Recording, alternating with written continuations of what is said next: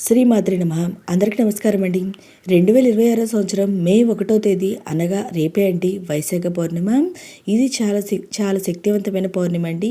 ఈ వైశాఖ పౌర్ణమి రోజున పూజ ఎలా చేసుకోవాలి, పౌర్ణమి రోజున ప్రత్యేకంగా వెలిగించవలసిన క్షీరదీపం ఎలా వెలిగించుకోవాలి, ఇంకా ఈ రోజున ఎవరిని పూజించాలి, అసలు వైశాఖ పౌర్ణమి యొక్క విశిష్ట ఏంటి అనే అన్ని విషయాలు కూడా ఈ వీడియోలో తెలియజేస్తాండి.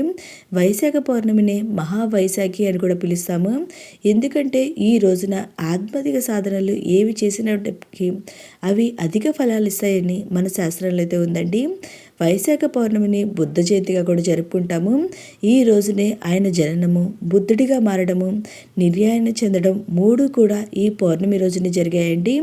ఇంకా ఈ రోజున శ్రీ మహావిష్ణు యొక్క రెండో అవతారమైన కూర్మ అవతారం కూడా ఈ రోజునే ఉద్భవించిందండి. ఇంకా పౌర్ణమి రోజుల్లో లక్ష్మీ అమ్మవారికి కూడా పూజ చేసుకుంటే చాలా చాలా మంచిదండి. ఇంకా ఈ రోజున శ్రీ మహావిష్ణువుకి పూజ చేసుకుంటే కూడా చాలా మంచిదండి. ఎందుకంటే శ్రీ మహావిష్ణు యొక్క రెండో అవతారం కూర్మ అవతారం ఈ రోజునే ఉద్భవించింది కావున ఈ రోజున శ్రీ మహావిష్ణువు లక్ష్మీదేవి అమ్మవారికి పూజ చేసుకుంటే చాలా మంచిదండి. ఇంకా పౌర్ణమి రోజుల్లో చాలామంది సత్యనారాయణ స్వామి వ్రతం కూడా ఆచరిస్తారు. అయితే ఈ పౌర్ణమి రోజులో మన లక్ష్మీ అమ్మవారికి శ్రీ మహావిష్ణువుకి పూజ చేసుకుంటే చాలా మంచిదండి. ఎందుకంటే ఈరోజు పౌర్ణమి ఇంకా కూర్మ జయంతి కూడా, అందుకని ఆ స్వామి అమ్మవార్లిద్దరికీ మనం ఈ రోజునైతే పూజ అయితే చేసుకోవాలండి. మనం పౌర్ణమి గడిలో ఉన్న సమయంలోనే సాయంత్రం వేళలోనే ఈ పౌర్ణమి పూజ అయితే చేయాలి. మన లక్ష్మీ అమ్మవారికి అయితే సాయంత్రం పూట చేసుకోవాలండి. ఒకవేళ మీరు విష్ణుమూర్తికి పూజ అయితే చేసుకుంటే మీరు ఉదయం వేళలైనా ఈ పూజ అయితే నిర్వహించుకోవచ్చు. ఈ పౌర్ణమి కాదండి, మనం ప్రతి నెలలో వచ్చే పౌర్ణమి రోజున ఆ లక్ష్మీ అమ్మవారికి పూజ చేసుకుంటే చాలా మంచిదండి. ఎటువంటి ఆర్థిక ఇబ్బందులు ఉండవు, మానసికంగా ప్రశాంతంగా అయితే ఉంటాము. అమ్మవారి సంపూర్ణ అనుగ్రహం అయితే మన మీద అయితే ఉంటుందండి.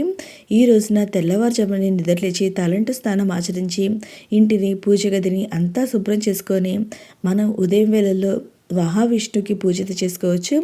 ఇంకా సాయంత్రం వేళల్లో లక్ష్మీ అమ్మవారికి పూజ అయితే చేసుకోవచ్చు అండి. ఈ పూజ అనేది పూజా మందిరంలోనే చేసుకోవచ్చండి, లేదా సపరేట్గా పీఠం ఏర్పాటు చేసేది చేసుకోవచ్చు. నేను ఇక్కడ సపరేట్గా పీఠం ఏర్పాటు చేసేది చేసుకుంటున్నాను అండి. ఒక పీట పైన అష్టదళ పద్మ ముగ్గు వేసి వాటిపైన క్లాత్ అనేది వేసుకొని కొంచెం బియ్యం వేసుకొని పసుపు కుంకుమ అక్షింతలు వేసుకున్న తర్వాత అమ్మవారి చిత్రపటం అయితే పెట్టుకోవాలి. మీ దగ్గర లక్ష్మీ అమ్మవారి చిత్రపటం ఉంటే పెట్టుకోండి, లేదా విగ్రహం ఉన్నా పెట్టుకోవచ్చు, లేదా అమ్మవారు అయ్యవారు ఇద్దరు కలిసి ఉన్న పటం ఉన్న అదైనా పెట్టుకొని మనం పూజ అయితే చేసుకోవచ్చండి. నేను ఇక్కడ లక్ష్మీ అమ్మవారి చిత్రపటం అయితే పెట్టుకొని పూజ అయితే చేసుకుంటున్నాం. నా దగ్గర నామాలు ఉంటే, స్వామివారి నామాలు ఉంటే అవైతే పూజలో పెట్టుకొని పూజ చేసుకుంటున్నాను అండి. ఇంకా కామాక్షమ్మ దీపం కూడా పెట్టుకున్నాను. ముందుగా మనం గణపతికి పూజ అయితే చేసుకోవాలండి. మనం చేసే పనిలో ఎటువంటి ఆటంకాలు ఉండకూడదని ముందుగా గణపతికి పూజ అయితే చేసుకోవాలి. తర్వాత లక్ష్మీ అమ్మవారికి పూజ అయితే చేసుకోవాలండి. లక్ష్మీ అమ్మవారికి మీ దగ్గర ఉన్న తెల్లని పుష్పాలతో చక్కగా అలంకరించుకోండి. ఒకవేళ తెల్లని పుష్పాలు లేకపోతే మీ దగ్గర ఏ పుష్పాలు ఉంటే అవైనా పెట్టుకొని అమ్మవారి చక్కగా పుష్పాలతో నగలతో అలంకరణ చేసుకోండి. నేను ఇక్కడ అమ్మవారికి యాలకుల మాల అయితే సమర్పించాండి. ఎందుకంటే అమ్మవారికి సువాసన భరితమైనవి చాలా ఇష్టము, అందుకని ఇక్కడ నేను యాలకుల మాల అయితే సమర్పించాను. ఆ లక్ష్మీ అమ్మవారు మన మీద అష్టైశ్వర్యాలు సిద్ధిస్తాయండి. ఇంకా సిరి సంపదలు కావాలన్నా, ఆరోగ్యాలు కావాలన్నా ఆమె కరుణ మన మీద ఉంటే మనకి ఎటువంటి లోటు అనేది ఉండదండి. అందుకని మీకు కుదిరినంతలో అమ్మవారికి పూజ చేసుకోండి. మీరు ఇవేమీ చేసుకోలేమనుకున్నా కానీ పూజా మందిరంలో చిన్న దీపం పెట్టుకున్న ఆ లక్ష్మీ అమ్మవారిని, ఆ విష్ణుమూర్తిని తలుచుకున్నా కానీ మనకి పూజ చేసిన ఫలితం అయితే వస్తుందండి. ఇంకా ఈ రోజున మనం ఈ విధంగా అయితే పూజ చేసుకోవాలి. ఒకవేళ మీ దగ్గర వెంకటేశ్వర స్వామి లక్ష్మీ అమ్మవారు కలిసిన చిత్రపటం ఉంటే అదైనా పెట్టుకొని మనం పూజ అయితే చేసుకోవచ్చండి. ఇంకా పౌర్ణమి రోజుల్లో ప్రత్యేకంగా వెలిగించవలసిన క్షీరదీపాన్ని అయితే వెలిగించుకుంటే ఇంట్లో మానసికంగా ప్రశాంతత అయితే ఉంటుందండి. ఈ పౌర్ణమికే కాదండి, ప్రతి పౌర్ణమి రోజుల్లో కూడా మనం ఇంట్లో క్షీరదీపం అనేది వెలిగించుకోవచ్చు. ఇంకా ఈసారి విశేషం ఏంటంటే పౌర్ణమి శుక్రవారం రెండు కలిసి వచ్చిందండి. పౌర్ణమి శుక్రవారం అంటేనే మన లక్ష్మీ అమ్మవారికి పూజ అయితే చేసుకుంటాం కదండి. ఇంకా పౌర్ణమి కూడా వచ్చింది. ఇంకా చాలా విశేషమైందండి ఈరోజు. నేను ఇక్కడైతే క్షీరదీపాన్ని అయితే ఎలా వెలిగించుకోవాలో చూపించబోతున్నాను. మనం ఒక ప్లేట్ అయితే తీసుకోవాలండి. అది రాగిది కానీ, ఇత్తడిది కానీ, వెండిది కానీ ఏదో ఒక ప్లేట్ అయితే తీసుకొని ఆ ప్లేట్కి చక్కగా గంధం కుంకుమ బొట్లు అయితే పెట్టుకోవాలండి. పెట్టుకున్న తర్వాత ఆ ప్లేటులో 3 గుప్పెల బియ్యం అనేది వేసుకోవాలి. వేసుకొని వాటిపైన పసుపు కుంకుమ అనేది వేసుకోవాలండి. ఈ క్షీరదీపం అనేది మనం పౌర్ణమి రోజుల్లో పెట్టుకోవచ్చు, లేదా ప్రతి శుక్రవారం కూడా పెట్టుకోవచ్చండి. మన ఇంట్లో మానసికంగా ప్రశాంతత అయితే ఉంటాము. ఈ విధంగా బియ్యం అనేది వేసుకున్న తర్వాత వాటిపైన మరలా కొంచెం పసుపు కుంకుమ వేసుకోవాలి. తర్వాత మనం ఒక గిన్నె అయితే తీసుకోవాలండి. అది గాజుది కానివ్వండి, ఇత్తడిది కానివ్వండి, రాగిది కానివ్వండి, మీరు ఏదో ఒక చిన్న గిన్నె అయితే తీసుకోవాలి. తీసుకొని దాంట్లో పాలైతే పోసుకోవాలండి. అవి పచ్చి పాలే తీసుకోవాలి. ఆ పాలనైతే నేను ఇలా ఇత్తడిది ఒక గిన్నె ఉంటే అదైతే తీసుకున్నా అండి. మీరు బౌల్లాగా ఏది ఉన్నా అదైతే పెట్టుకొని మనం దాంట్లో దీపం అయితే వెలిగించవచ్చు. దాంట్లో కొన్ని పాలనైతే పోసుకోవాలి. పోసుకున్న తర్వాత వాటిపైన కొంచెం ఆవు నెయ్యి అనేది వేసుకోవాలండి. వేసుకున్న తర్వాత మనం తమలపాకులు ఉంటాయి కదండి, ఆ తమలపాకులు 2 తీసుకొని ఇలా రౌండ్గా అయితే కట్ చేసుకోవాలి. కట్ చేసుకొని మధ్యలో హోల్లా పెట్టుకొని 2 ఒత్తులు కలిపి ఒక ఒత్తిగా చేసి ఆ తమలపాకులు హోల్ నుండి తెచ్చుకొని మనం ఆయిల్లో అయితే ఆ పాలల్లో అయితే పెట్టాలండి. లేదా మనకి మార్కెట్లో జలవొత్తులు అనేది దొరుకుతాయండి. ఆ జలవొత్తులను తెచ్చుకొని వాటిపైన పెట్టుకొని మనం దీపారాజన వచ్చు.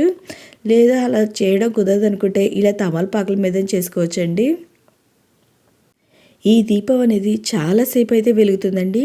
అసలు ఎక్కడ మనం పాలల్లో కానివ్వండి ఆ దీపం అయితే ఆ ఒత్తులైతే మునగకుండా చాలాసేపు అయితే ఈ దీపం అయితే వెలుగుతుంది. ఒకసారి వెలిగించి చూడండి, మీకు తెలుస్తుంది. ఇలా నేను 2 తమలపాకులు అయితే తీసుకున్నాను. తీసుకొని వాటిని రౌండ్గా అయితే కట్ చేసుకున్నా అండి. లేదా మన పేపర్ ఉంటుంది, కవర్ ఉంటుంది కదండి, ఆ కవర్తో అయినా మనం ఇలా రౌండ్గా కట్ చేసుకొని హోల్లా పెట్టుకోవచ్చు. లేదా ఇలా 2 తమలపాకులు పెట్టుకోవచ్చు. లేదా మీ దగ్గర జలవొత్తులు ఉంటే అవైనా వెలిగించవచ్చండి. ఈ విధంగా నేను వీడియోలో చూపిస్తున్న విధంగా అలా మనం దీపం అయితే వెలిగించుకోవాలి. ఏకహారతో కానివ్వండి, అగరబత్తులతో కానీ ఈ దీపం అయితే వెలిగించుకొని ఆ దీపానికి చక్కగా అక్షింతలను వేసి పసుపు కుంకుమ అక్షింతలు వేసి పూలతో చక్కగా అలంకరించుకొని నమస్కారం అయితే చేసుకోవాలండి. తర్వాత అమ్మవారి అష్టోత్తరము, అయ్యవారి అష్టోత్తరము ఇవి చదువుకున్న తర్వాత మనం అక్షింతలతో కానివ్వండి, పూలతో కానివ్వండి, తులసి దళాలతో కానివ్వండి స్వామి అమ్మవారికి పూజ అయితే చేసుకోవాలి. ఇవేమీ రావు అనుకునే వాళ్ళు శ్రీమాత్రే నమః అనుకోవచ్చు. లేదా ఓ నమో భగవతే వాసుదేవాయ నమః అంటా కూడా మనం ఈ పూజ అయితే చేసుకోవచ్చండి. ఇంకా చివరిగా అమ్మవారికి నైవేద్యం అయితే సమర్పించి టెంకాయ సమర్పించి కర్పూర హారతి ఇవ్వాలి. ఇక్కడ నైవేద్యంగా మనం పాలతో చేసిన తీపి పదార్థం ఏదైనా సరే నైవేద్యంగా పెట్టవచ్చండి అమ్మవారికి. లేదా ఉట్టి పాలైనా సరే మనం నైవేద్యంగా పెట్టవచ్చు. ఇంకా కర్పూర హారతి అనేది ఇవ్వాలండి.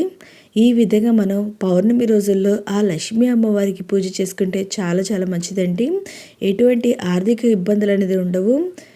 ఈ పౌర్ణమికి కదండి, ప్రతి పౌర్ణమికి కూడా ఇలా అయితే పూజ అయితే చేసుకోవచ్చు.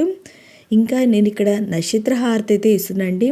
పౌర్ణమి రోజుల్లో నక్షత్ర హారతి అనేది ఇస్తే చాలా మంచిది. అందుకని ఇక్కడ నక్షత్ర హారతి అయితే ఇస్తున్నాను. ఓకే అండి, మీకు ఈ వీడియో నచ్చినట్టయితే లైక్ చేయండి, మీ ఫ్రెండ్స్ అండ్ ఫ్యామిలీ మెంబర్కి షేర్ చేయండి. మీకు ఏమైనా సందేహాలు ఉంటే నా కామెంట్ బాక్స్లో కామెంట్ చేయండి. నేను ప్రతి ఒక్కరికి రిప్లై అందిస్తాను. Thank you for watching.